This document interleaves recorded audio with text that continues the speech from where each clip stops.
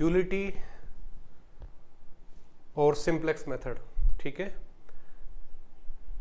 इससे related problem अपन ने last lecture के अंदर की है। अभी तक ड्यूलिटी के अंदर जो हमने किया है, सबसे पहले अगर कोई भी एलपीपी आपको दे रखी है तो उसको किस तरह से ड्यूल प्रॉब्लम में कन्वर्ट कर सकते हैं अपन, ठीक है। उसके लिए सबसे पहले आपको किस फॉर्म में लिखना पड़ेगा, सिमेट्रिक फॉर्म में, या अपन ये कह सकते हैं कि कैनोनिकल फॉर्म में उसको लिखना पड़ेगा। दूसरी जो चीज अपने इसके अंदर की है, ठीक है, ड्यूलिटी के अंदर अगर अनकंस्ट्रेंड वेरिएबल दिया हुआ है तो उसको अपन किस तरह से ड्यूल में कन्वर्ट करते हैं, अनकंस्ट्रेंड वाली कंडीशन को किस तरह से हटाते हैं, ये आपको बताया, उसकी कंडीशन बताई, ठीक है। उसके बाद अगर कोई भी एलपीपी आपको दे रखी है और ड्यूल से आपको उसको सोल्व करना है, तो एक एग्जांपल मैंने आपको इसका समझा दिया था कि किस तरह से आप उसको ड्यूल से सोल्व कर सकते हैं। और जो लास्ट टेबल आती है, लास्ट टेबल से डायरेक्ट आप किस तरह से जो x1 x2 x3 है, यानी जो प्राइमल ड्यूल की टेबल से प्राइमल जो आपकी प्रॉब्लम है उसके वेरिएबल्स की वैल्यू अपन किस तरह से देख सकते हैं, ये अपन ने लास्ट लेक्चर के अंदर किया है, ठीक है। आज ड्यूल जो प्रॉब्लम्स हम पढ़ रहे हैं यहाँ पर, ठीक है, और प्राइमल जो प्रॉब्लम्स हम पढ़ रहे हैं उनमें क्या रिलेशंस हैं, ठीक है, उसके कुछ इंपॉर्टेंट रिजल्ट्स हैं। और आज की जो क्लास है वो मैं समझता हूँ कि जो ड्यूलिटी की क्लास हमारी हुई है उसमें सबसे इंपॉर्टेंट है, क्योंकि यहाँ पर हम कुछ रिजल्ट्स पढ़ेंगे इंपॉर्टेंट, ठीक है। और जो रिजल्ट्स हम यहाँ पर करने वाले हैं वो रिजल्ट इस तरह के हैं कि डायरेक्ट उनसे क्वेश्चन आपसे पूछे जा सकते हैं, ठीक है। तो इसको अपन करते हैं शुरू। सबसे पहला जो पॉइंट इसके अंदर है नंबर 1, प्रॉपर्टीज में लिख रहा हूं यहां पर, प्रॉपर्टीज, ठीक है, प्रॉपर्टीज ऑफ ड्यूलिटी, ठीक है। तो ड्यूलिटी की प्रॉपर्टीज कि ड्यूल के अंदर अपन क्या क्या पढ़ते हैं, ये सारी चीजें हम इसमें देखेंगे। नंबर 1, पहली property number 1, dual of A dual LPP, dual of A dual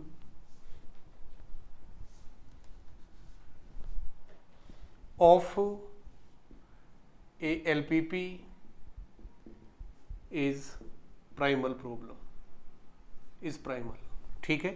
इसका मतलब क्या है, अगर कोई भी समस्या आपके पास है एलपीपी, उसका आपने ड्यूल लिया, उसकी द्वितीय ली, उसका फिर से आपने ड्यूल लिया, यानी कि ड्यूल ऑफ ड्यूल, किसी एलपीपी का आपने ड्यूल लिया, उसका फिर से ड्यूल लिया, तो आपको वापस क्या मिल जाएगी, प्राइमल प्रॉब्लम मिल जाएगी, ठीक है। यानी इनिशियली जो प्राइमल प्रॉब्लम है वो आपके पास जेडपी टाइप की है, इसका आपने ड्यूल लिया तो क्या बन गया, जेड डी, इसका जब ड्यूल लोगे तो जेड डबल डी, और ये वापस क्या आ जाएगी आपके पास, जेड पी आ जाएगी। यानी किसी भी प्राइमल प्रॉब्लम का अगर आपने 2 बार ड्यूल ले लिया तो वापस आपको क्या मिलेगी, प्राइमल प्रॉब्लम मिलेगी, ठीक है। पहली प्रॉपर्टी तो ये। सेकंड प्रॉपर्टी नंबर 2, नंबर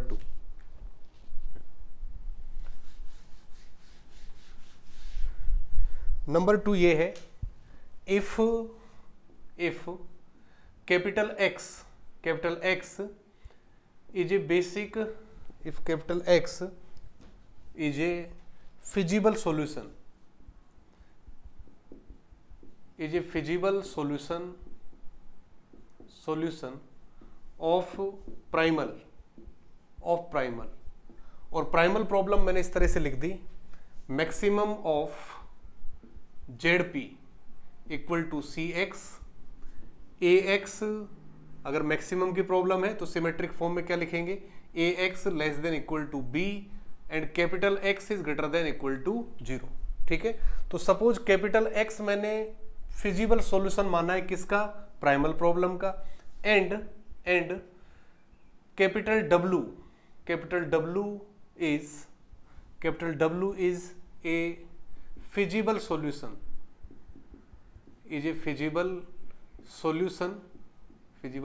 या x0 मान लो आप। If x0 is a feasible solution of primal, तो मैक्सिमम ऑफ जेड पे क्या हो जाएगा, CX0, और AX0 इज लेस देन और इक्वल टू B, ठीक है। वेयर जो भी x यहाँ पर आ रहे हैं वो सारे क्या है अपने ग्रेटर देन और इक्वल टू 0, ठीक है, ग्रेटर देन और इक्वल टू 0।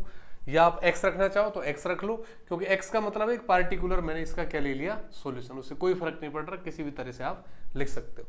तो सपोज x तो क्या है, फिजिबल सॉल्यूशन प्राइमल प्रॉब्लम का, और सपोज W क्या है, feasible solution, W is a feasible solution of dual, dual जो प्रॉब्लम है उसका फिजिबल सॉल्यूशन मैंने क्या मान लिया, W।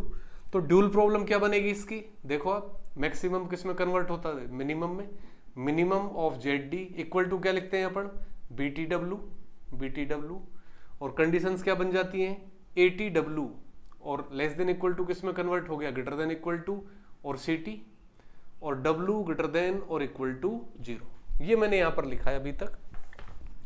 एक तो मैंने क्या लिखी है, प्राइमल प्रॉब्लम, एक मैंने उसका क्या लिखा है, ड्यूल लिखा है। मैं ये कह रहा हूं कि अगर कैपिटल X इस प्राइमल प्रॉब्लम का क्या है, फिजिबल सॉल्यूशन है, और कैपिटल W इसकी ड्यूल का क्या है, ऑप्टिमल सॉल्यूशन है, वो सॉरी फिजिबल सॉल्यूशन है, देन क्या होगा, देन आप ये लिखोगे CX, then CX will be less than or equal to BTW, then CX will be less than equal to BTW। ठीक है, ये इंपॉर्टेंट रिलेशंस है यहाँ पर, ये डायरेक्ट रिलेशंस आपसे पूछे जा सकते हैं, याद आप किस तरह से रख सकते हो, क्योंकि ये प्रॉब्लम तो किसकी है, मैक्सिमाइजेशन की है, और ये प्रॉब्लम किसकी है, आपकी मिनिमाइजेशन की। ठीक है, तो एक तो सपोज ये यहां पर तो आपकी मैक्सिमम वैल्यू है यहां पर तो, ठीक है, इस लाइन पर तो, और इस लाइन पर सपोज मिनिमम है, ठीक है, और ये वो वाला पॉइंट है सपोज जहां पर दोनों वैल्यू क्या करेगी, इक्वल होंगी, जहां पर दोनों वैल्यू क्या हो सकती है, इक्वल हो सकती है। तो दोनों वैल्यूज को इक्वल करने के लिए क्या करना पड़ेगा आपको, मैक्सिमम वाली वैल्यू उसको तो कम करना पड़ेगा, और जो मिनिमम वाली वैल्यू है उसको क्या करना पड़ेगा, इंक्रीज करना पड़ेगा, बढ़ाना पड़ेगा। ठीक है, तो मैक्सिमम को तो कम करना है और मिनिमम वाले को इंक्रीज करना है।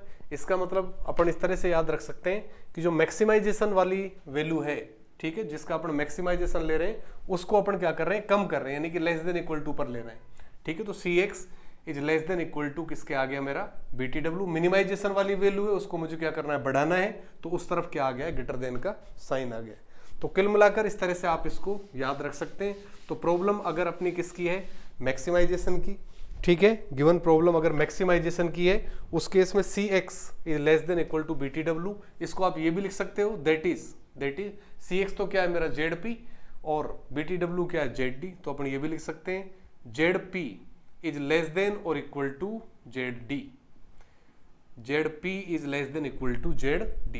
तो अगर अपनी प्रॉब्लम किसकी है, मैक्सिमाइजेशन की, ठीक है, प्रॉब्लम अगर गिवन प्रॉब्लम मैक्सिमाइजेशन की है उस केस में Z जो अपना आ रहा है प्राइमल प्रॉब्लम के लिए वो क्या आ रहा है, less than equal to ZD के। ठीक है, तीसरे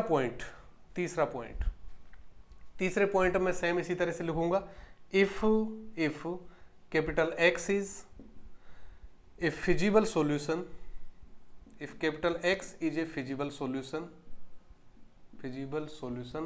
ऑफ प्राइमल, और प्राइमल प्रॉब्लम मैंने इस तरह से ले ली, minimum of ZP equal to CX, और AX is greater than equal to B, क्योंकि मिनिमम की प्रॉब्लम ले रहा हूं तो उसका सिमेट्रिक फॉर्म जब मैं लिखूंगा तो AX greater than equal to B and X greater than और इक्वल टू 0। तो ये तो मैंने फिजिबल सॉल्यूशन किसका लिया है, प्राइमल प्रॉब्लम का।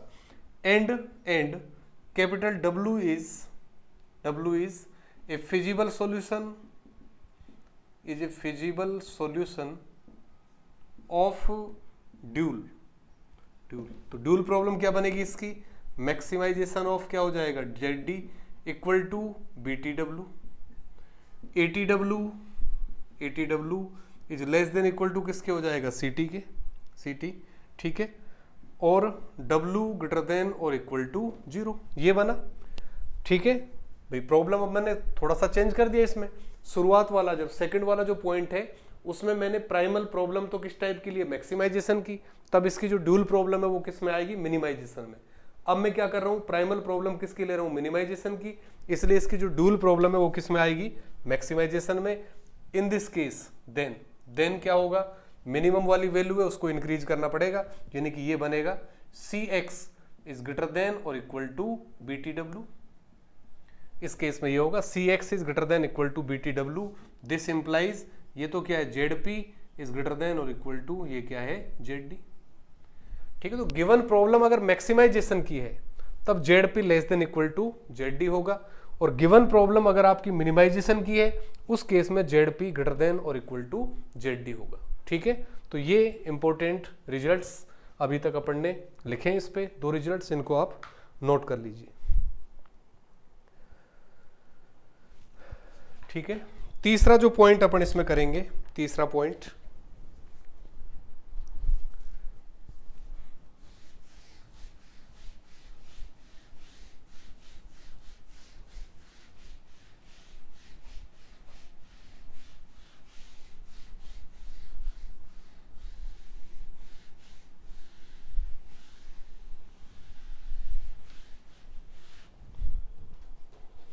तीसरा पॉइंट क्या बनेगा, वो sorry number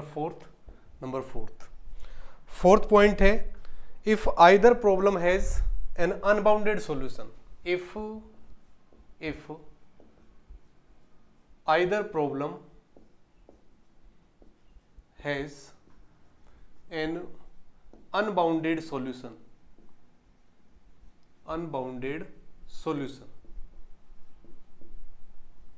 if either problem has unbounded solution, then other problem has no solution at all। ठीक है, if either problem has an unbounded solution then the other problem has no solution at all, no feasible solution. ठीक है, ये लिख लो, solution का मतलब यहां पर मैं क्या लिख रहा हूं, has no feasible solution at all, no feasible solution at all. ठीक है, तो इसका मतलब क्या हुआ भाई, 2 तरह की प्रॉब्लम है आपके पास। ठीक है, एक तो आपके पास प्राइमल प्रॉब्लम है, प्राइमल, और एक इसकी क्या है, ड्यूल। अगर इस तरह की कंडीशन कहीं पर आ रही है कि प्राइमल प्रॉब्लम का सॉल्यूशन कैसा है, अनबाउंडेड, प्राइमल प्रॉब्लम का सॉल्यूशन अगर किस तरह का है, अनबाउंडेड, तब इसकी ड्यूल का सॉल्यूशन क्या लिखोगे आप, no solution.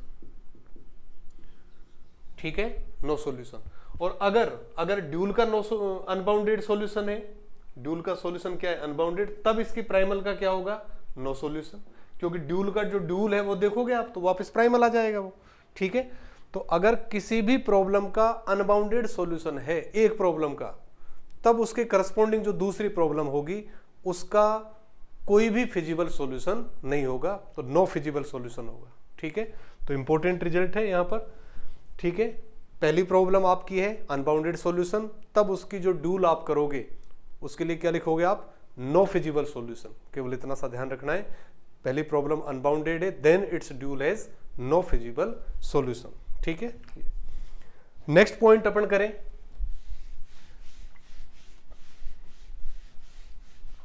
Next point number 5। तो नंबर 5 पर क्या कर रहे हैं अपन, देखो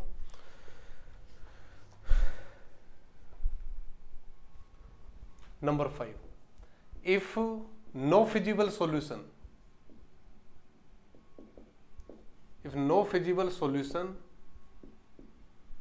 of primal,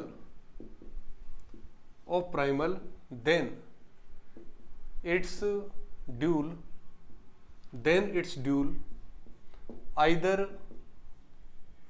no solution, either no feasible solution, or unbounded feasible solution. ठीक है, और unbounded feasible solution.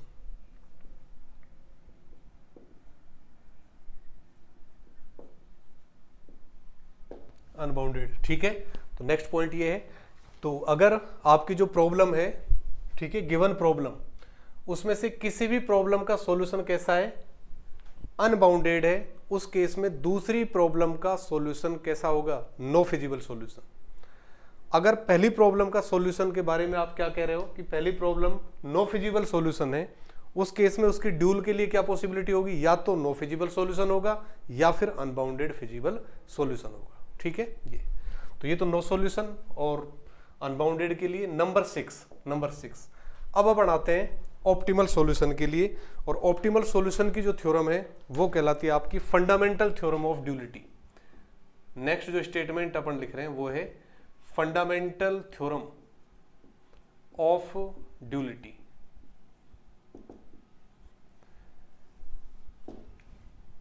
Fundamental theorem of duality, ठीक है। तो इसको मैं दो तरह से लिख रहा हूं यहां पर।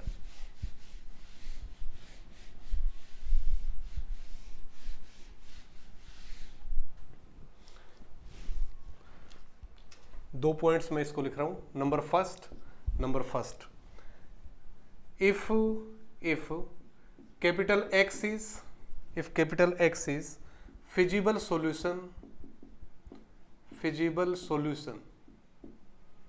ऑफ प्राइमल, ठीक है। और फिजिबल सॉल्यूशन कैसा है, सपोज इज फाइनाइट। किस तरह से लिख दिया मैंने, finite. If capital x is finite feasible solution of primal problem and capital W is finite, ठीक है। या फाइनाइट की जरूरत नहीं है, आप मत लिखो, बाद में लिखवा देंगे नेक्स्ट वाला जो करूंगा। And W is feasible solution of its dual such that Cx equal to BTW, तो क्योंकि अभी तक अपन ने क्या देखा है भाई, जैसे प्रॉब्लम मैक्सिमाइजेशन की है तो वहां पर Cx क्या हो गया था, less than equal to BTW।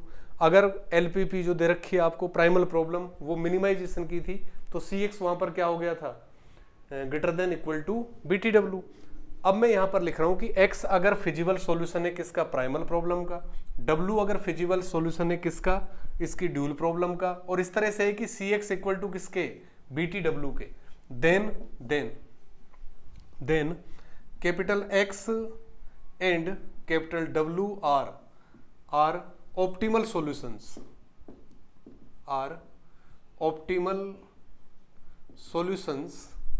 Of primal and dual respectively, are optimal solutions of primal and dual respectively, ठीक है। तो कोई भी अगर आपको फिजिबल सॉल्यूशन दे रखा है प्राइमल प्रॉब्लम का, फिजिबल सॉल्यूशन क्या दिया हुआ है आपको, कैपिटल X, इसकी ड्यूल का जो फिजिबल सॉल्यूशन है वो क्या दे रखा है, W, और वो इस कंडीशन को सेटिस्फाई कर रहे हैं कि ऑब्जेक्टिव फंक्शन दोनों का सेम आ गया। इसका मतलब क्या हुआ, इसका मतलब यही तो हो रहा है, ZP इक्वल टू किसके आ रहा है, ZD के, यानी कि ऑब्जेक्टिव फंक्शन दोनों का क्या आ रहा है, सेम आ रहा है। उस केस में यही जो फिजिबल सॉल्यूशन है वो क्या बन जाएंगे, ऑप्टिमल सॉल्यूशन बन जाएंगे।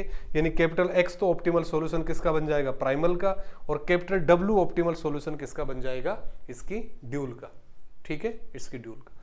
उसके बाद इसी के अंदर जो सेकंड फॉर्म लिखूंगा मैं, इसकी सेकंड फॉर्म आप इस तरह से लिख सकते हो इसकी,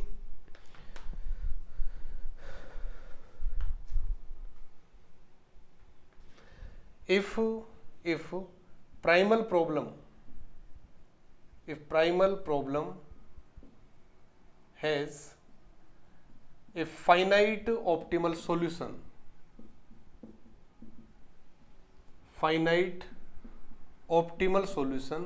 then its dual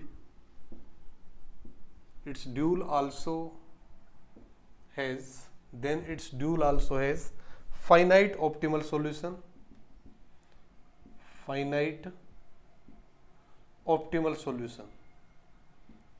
and their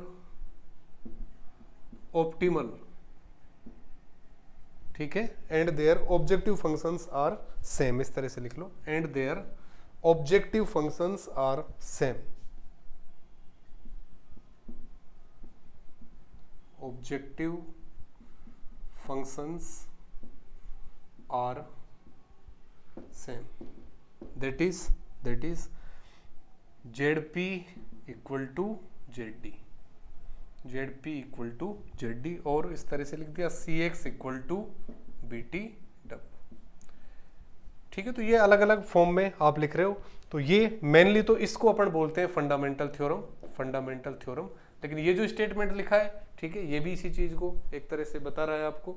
तो फंडामेंटल थ्योरम का मतलब क्या है कि अगर किसी एलपीपी की या कोई भी गिवन एलपीपी या प्राइमल प्रॉब्लम है, अगर उसका फाइनाइट ऑप्टिमल सॉल्यूशन एग्जिस्ट कर रहा है, तब उसकी ड्यूल का हमेशा फाइनाइट ऑप्टिमल सॉल्यूशन एग्जिस्ट करेगा। ठीक है, तो इंपॉर्टेंट रिजल्ट है। और अगर फाइनाइट ऑप्टिमल सॉल्यूशन एग्जिस्ट कर रहा है, उस केस में दोनों ही केसेज में जो ऑब्जेक्टिव फंक्शन की वैल्यू आएगी वो सेम आएगी। तो मैंने वो लिख दिया है कि इस केस में जो ऑब्जेक्टिव फंक्शन है वो क्या होंगे, सेम होंगे। ठीक है, तो तीनों केसेज हो गए आपके पास। अगर प्राइमल का फाइनाइट ऑप्टिमल सॉल्यूशन एग्जिस्ट कर रहा है तो ड्यूल का क्या होगा, फाइनाइट ऑप्टिमल सॉल्यूशन एग्जिस्ट करेगा। कौन सी थ्योरम कह रही है, फंडामेंटल थ्योरम ऑफ ड्यूलिटी, इसको बोलते हैं फंडामेंटल थ्योरम ऑफ ड्यूलिटी। ठीक है, फाइनाइट ऑप्टिमल सॉल्यूशन है प्राइमल का, इसके ड्यूल का भी फाइनाइट ऑप्टिमल सॉल्यूशन होगा। अगर प्राइमल प्रॉब्लम का अनबाउंडेड सॉल्यूशन है, तब इसकी ड्यूल का नो फिजिबल सॉल्यूशन होगा। अगर प्राइमल प्रॉब्लम का नो फिजिबल सॉल्यूशन है, तब इसकी जो ड्यूल होगी उसका जो फिजिबल सॉल्यूशन होगा या तो अनबाउंडेड होगा या फिर नो फिजिबल सॉल्यूशन होगा। ठीक है, वो दोनों ही केसेज वहां पर पॉसिबल है। तो ये कुछ इंपॉर्टेंट रिजल्ट थे इससे रिलेटेड जो कि अपन ने लिखे हैं। अब फाइनली जो मैं यहाँ पर आपको करवा रहा हूँ, अब अपन बस खत्म कर रहे हैं ड्यूलिटी को।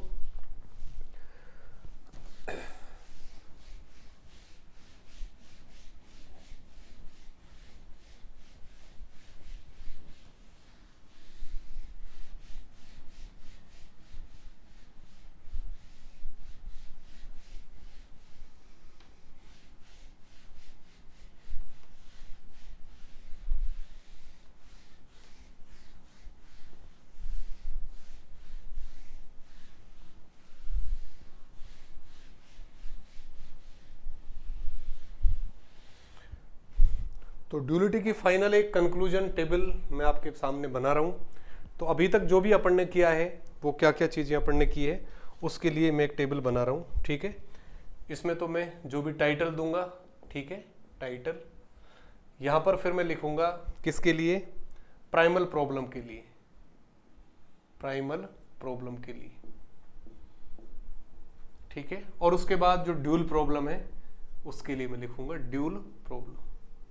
ठीक है, तो अभी तक जो भी अपन ने किया उसको पूरे को मैं कंक्लूड कर रहा हूं इसके अंदर। ठीक है, पूरे को कंक्लूड करेंगे।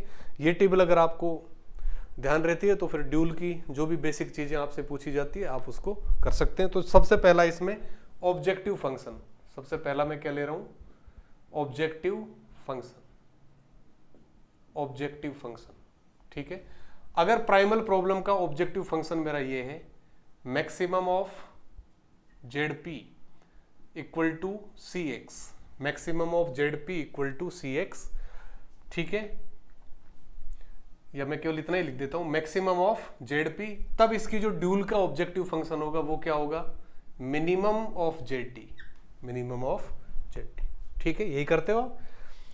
अगर जो प्रॉब्लम है वो सिमेट्रिक फॉर्म में कन्वर्ट करने के बाद आप देखते हो कि ऑब्जेक्टिव फंक्शन प्राइमल का अगर मैक्सिमाइजेशन में है, तब इसकी ड्यूल का किस में होगा, मिनिमाइजेशन में। इसी तरह से ऑब्लिक लगा के लिख रहा हूं, अगर ऑब्जेक्टिव फंक्शन मिनिमाइजेशन में है, उस केस में इसकी ड्यूल का जो ऑब्जेक्टिव फंक्शन है वो किस में होगा, मैक्सिमाइजेशन ऑफ ZT, इस तरह से। ठीक है, ये तो ऑब्जेक्टिव फंक्शन आ गई। इसके बाद आता है मेरे पास रिक्वायरमेंट वेक्टर, रिक्वायरमेंट वेक्टर। ठीक है, आवश्यकता सदिश, आवश्यकता सदिश। तो रिक्वायरमेंट वेक्टर प्राइमल में तो क्या लेते हो आप, B, क्योंकि क्या लिखते हो आप, AX less than equal to B या greater than equal to B, जो भी आ रहा है। ठीक है, B लेते हो। जबकि ड्यूल में जो रिक्वायरमेंट वेक्टर है वो क्या बन जाता है, C का ट्रांसपोज। क्या बनता है, C का ट्रांसपोज। ठीक है, क्योंकि यहां पर तो कंस्टेंट कैसे लिखते हो, AX less than equal to या greater than equal to B, तो B रिक्वायरमेंट हुआ। इधर क्या लिखते हैं, ATW is less than equal to CT और greater than equal to CT, तो यहां पर CT क्या बनेगा, रिक्वायरमेंट वेक्टर। तीसरा आता है कोफिशिएंट मैट्रिक्स, कोफिशिएंट मैट्रिक्स, गुणांक मैट्रिक्स जो आपकी बनेगी। यहां तो गुणांक मैट्रिक्स या कोफिशिएंट मैट्रिक्स अपन किससे लिखते हैं, A से लिखते हैं। जब इसका आप ड्यूल लोगे तब कोफिशिएंट मैट्रिक्स अपन क्या लिखते हैं, A का ट्रांसपोज। क्या कर देते हैं, ए का ट्रांसपोज। ठीक है, तो ये इसके ड्यूल के लिए हो गया। उसके बाद आ रहे हैं कंस्ट्रेंट्स।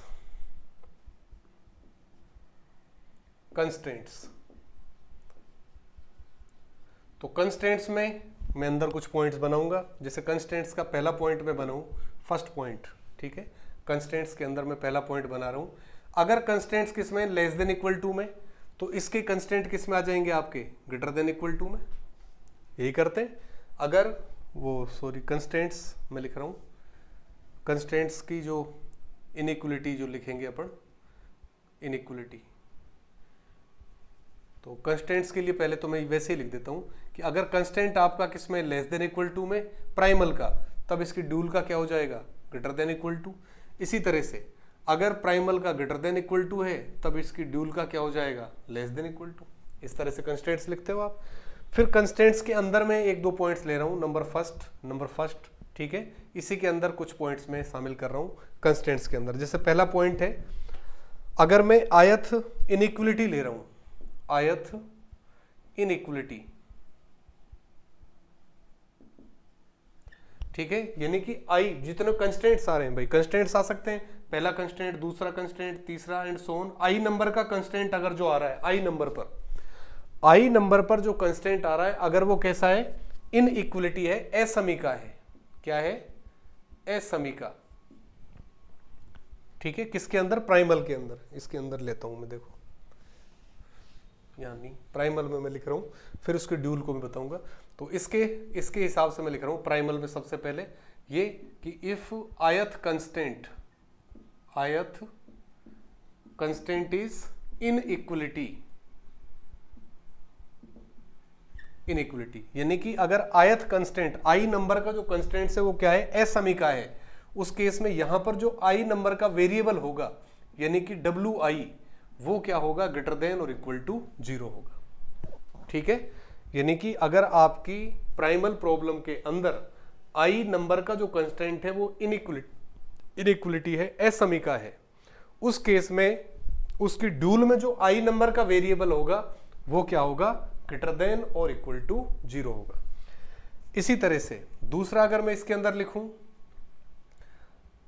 अगर आयत कंस्टेंट जो मैं यहां पर ले रहा हूं, आयत कंस्टेंट इज, या सपोज जे ले लेता हूं मैं, suppose jth constant is equality या इक्वेशन, क्या है, इक्वेशन की फॉर्म में है, तब जो जे नंबर का वेरिएबल होगा डब्ल्यू जे क्या होगा, इज अनरेस्ट्रिक्टेड इन साइन,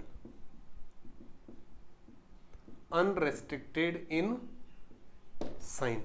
ठीक है, ये अपन ने पढ़ाया था आपको कि अगर यहां पर जे नंबर पर जो कंस्टेंट आ रहा है वो इक्वेशन बन गया, तो उसकी जो ड्यूल प्रॉब्लम होगी उसमें जो जे नंबर का वेरिएबल होगा वो साइन में क्या हो जाएगा, अनकंस्टेंट हो जाएगा। ठीक है, तो ये दो चीजें यहां पर आ गई इसके अंदर। तो ये तो मेरे पास क्या आ गई, कंस्टेंट्स। अब मेरे पास आ रहे हैं वेरिएबल्स। अब मैं क्या ले रहा हूं, नेक्स्ट है वेरिएबल्स।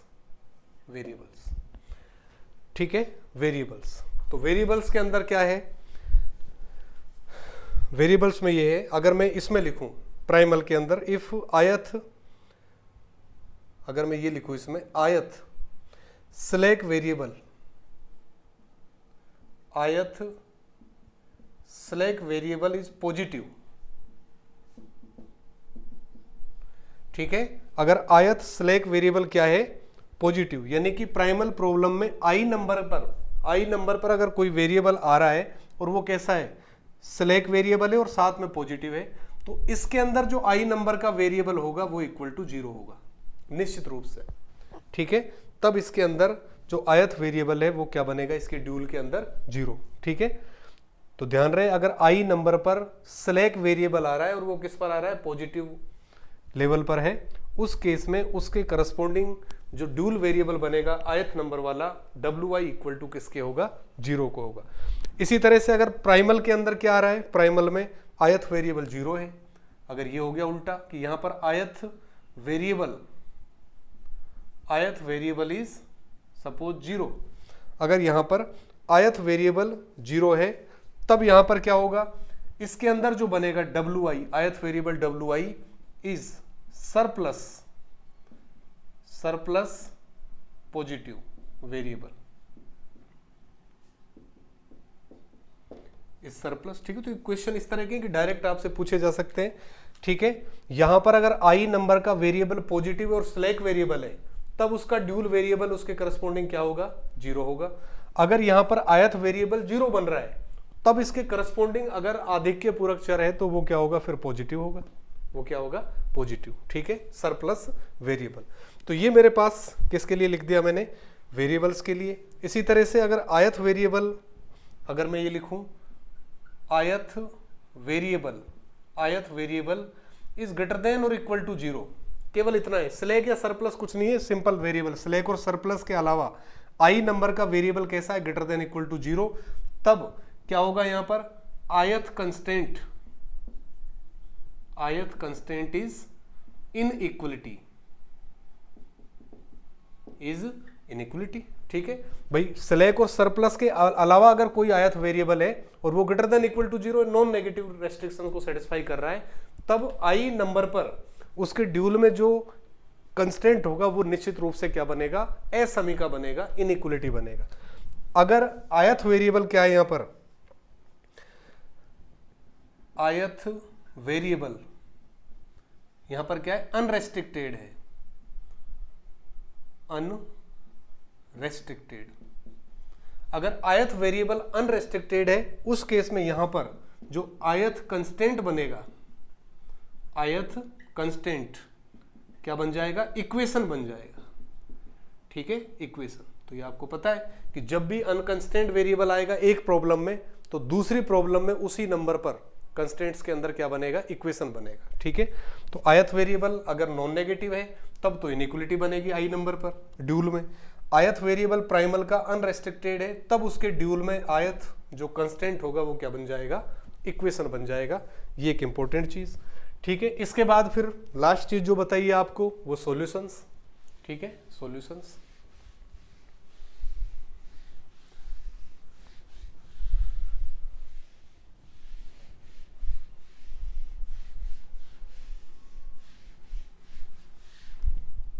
तो नेक्स्ट मैं इसमें लिख रहा हूं, टाइटल मैंने क्या दे दिया, सॉल्यूशन। ठीक है, और सॉल्यूशन में सबसे पहले मैं लिख रहा हूं यहां पर, अगर प्राइमल प्रॉब्लम का फाइनाइट बोले या बाउंडेड बोले, फाइनाइट बोल सकते हो या बाउंडेड बोल सकते हो आप, बाउंडेड ऑप्टिमल सॉल्यूशन है, ऑप्टिमल सॉल्यूशन एग्जिस्ट कर रहा है तब इसकी ड्यूल का जो सॉल्यूशन होगा वो भी क्या होगा, फाइनाइट ऑप्टिमल सॉल्यूशन होगा, ऑप्टिमल सॉल्यूशन होगा। ठीक है, यानी अगर प्राइमल प्रॉब्लम का जो ऑप्टिमल सॉल्यूशन फाइनाइट है या बाउंडेड ऑप्टिमल सॉल्यूशन एग्जिस्ट कर रहा है उस केस में उसकी जो ड्यूल प्रॉब्लम है उसका भी फाइनाइट सॉल्यूशन एग्जिस्ट करेगा या बाउंडेड ऑप्टिमल सॉल्यूशन एग्जिस्ट करेगा। और आपको ये भी पता है इस केस में जेड पी इक्वल टू किसके हो जाएगा, जेड डी के हो जाएगा। ठीक है, इसके बाद सॉल्यूशन में दूसरा है, अगर प्राइमल प्रॉब्लम का अनबाउंडेड सॉल्यूशन है, प्राइमल प्रॉब्लम का सॉल्यूशन कैसा है, अनबाउंडेड, उस केस में ड्यूल का सॉल्यूशन कैसा होगा, नो फिजिबल सॉल्यूशन। ये आपको अभी बताया कि अगर एक प्रॉब्लम का सॉल्यूशन कैसा हो गया, अनबाउंडेड, तब उसके करस्पॉन्डिंग जो दूसरी प्रॉब्लम है उसका सॉल्यूशन क्या लिखोगे आप, नो फिजिबल सॉल्यूशन। अगर प्राइमल का नो फिजिबल सॉल्यूशन है, नो फिजिबल सॉल्यूशन, ठीक है, उस केस में इसकी ड्यूल का क्या होगा, either no feasible solution, either no feasible solution और अनबाउंडेड सॉल्यूशन। ठीक है, तो अगर प्राइमल का नो फिजिबल सॉल्यूशन है तब इसकी ड्यूल का या तो कोई भी फिजिबल सॉल्यूशन नहीं होगा या फिर अगर है तो फिर वो फिजिबल सॉल्यूशन किस तरह का होगा, अनबाउंडेड होगा। तो ये जो ड्यूल प्रॉब्लम्स, ठीक है, अपन ने की है, ड्यूल से रिलेटेड जो भी टर्म्स अभी तक आपको पढ़ाई है वो सारी चीजें इस लेक्चर में अभी तक हमने कवर कर ली है। ठीक है, तो यहीं पर आपका जो ड्यूल वाला पार्ट है, ड्यूल वाला पार्ट वो कंप्लीट हो रहा है।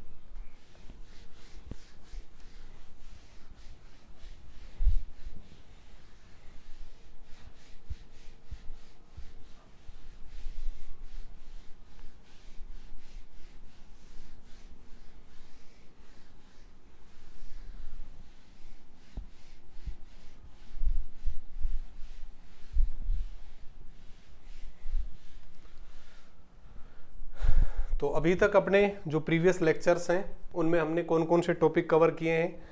एलपीपी से शुरू किया है, एलपीपी के सॉल्यूशंस के बारे में बताया आपको कि फिजिबल सॉल्यूशन क्या होता है, ऑप्टिमल सॉल्यूशन क्या होता है। एलपीपी को सोल्व करने का ग्राफिकल मेथड आपको बताया। वर्ड प्रॉब्लम दे रखी है तो किस तरह से आप सोल्व कर सकते हो। फिर अपन किस पर आए, कॉन्वेक्स सेट्स पर। कॉन्वेक्स सेट्स की बहुत सारी प्रॉपर्टीज अपन ने पढ़ी है, इंपॉर्टेंट रिजल्ट्स उसके पढ़े हैं। उसके बाद फिर अपन सिंप्लेक्स मेथड पर आए। सिंप्लेक्स एल्गोरिदम के बारे में हमने पूरा सिस्टमेटिक वे में सारी चीज़ें पढ़ी हैं।